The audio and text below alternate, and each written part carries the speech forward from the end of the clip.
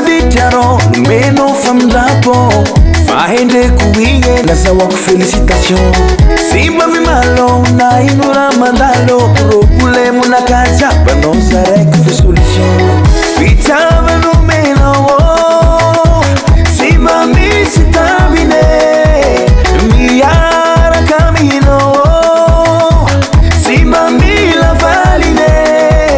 Maswadu si vidina Pipusa kaisalando Sahaza nuluziabe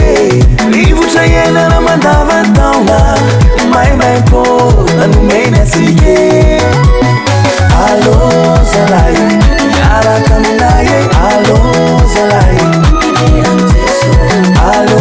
zalai Yara kaminaye Alo zalai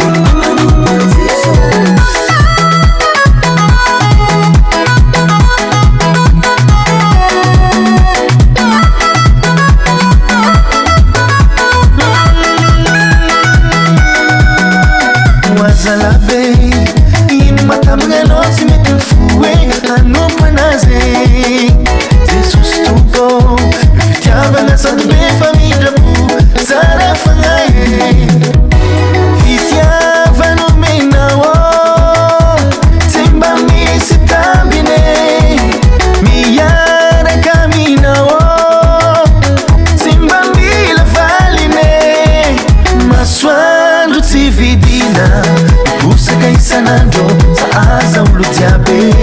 Rifja yanga na mandava ndona Mai pon menetige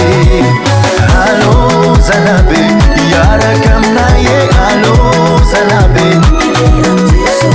Alo zalabe Yara kamnaye Alo zalabe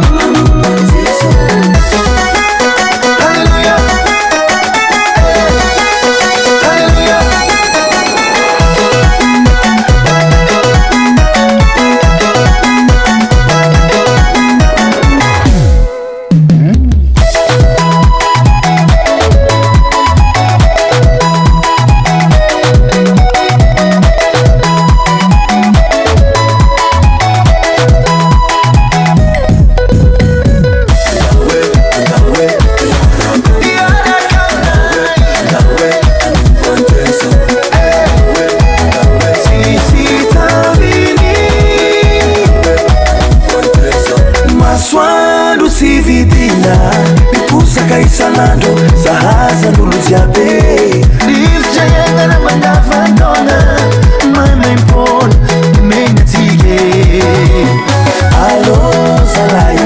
Yara kaminaye Alo zalai Alo zalabe